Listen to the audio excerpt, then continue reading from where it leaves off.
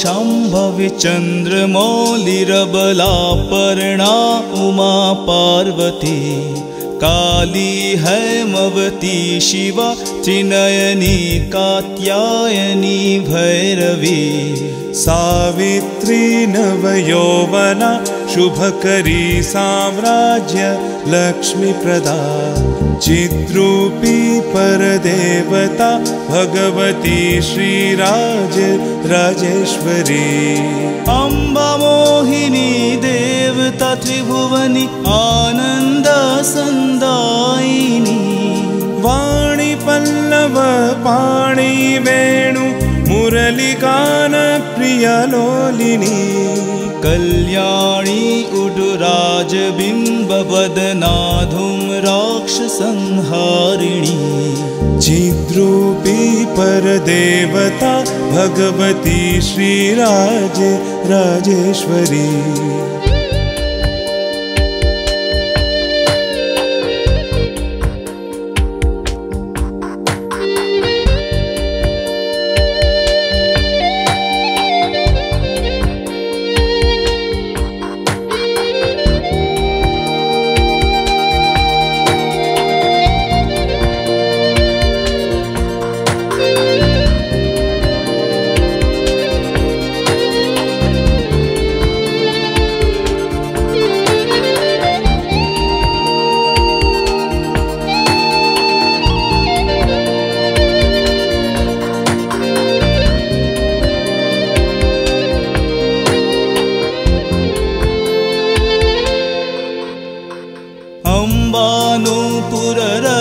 कंकणधरी केयूरहारावली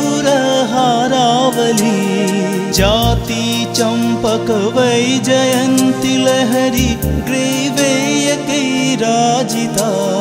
वीणा वेणु विनोद मंडित करा वीरासले संस्थिता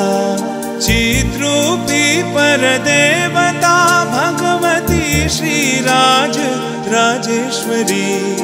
अम्बा रौद्रिणी भद्रकाली बगला ज्वालामुखी वैष्णवी ब्रह्माणी त्रिपुरान्तकी सुरनुता दे दीप्यमानोज्ज्वला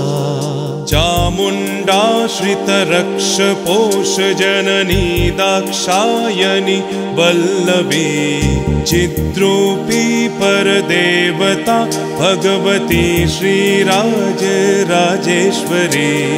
अम्बा शूलधनुकशाङ्कुशधरी अर्धेन्दुबिम्बाधरी वाराही मधुकैटभ प्रशमनी वाणी रमा सेविता मल्लाद्यासुरमूकदैत्यमथनी माहेश्वरी चाम्बिका चिद्रूपी परदेवता भगवती श्रीराज राजेश्वरी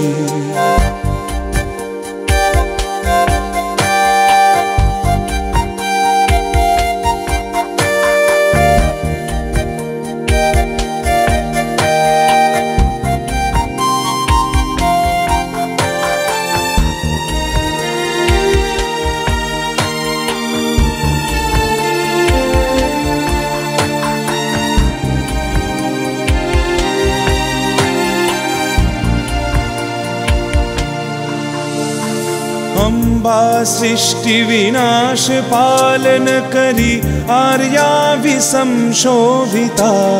गायत्री प्राणवाक्षरामृत रस पूर्णानुसन्धिकृता ओंकारी विनता सुतार्चित पदा दंड दैत्यापहा चिद्रूपी परदेवता भगवती श्रीराज राजेश्वरी अम्बा शाश्वत आगमादि विनुता आर्या महादेवता या ब्रह्मादि पिपीलिकान्त जननी या वै जगन्मोहिनी या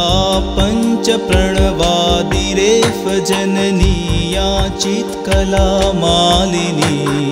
चिद्रूपी परदेवता भगवती श्री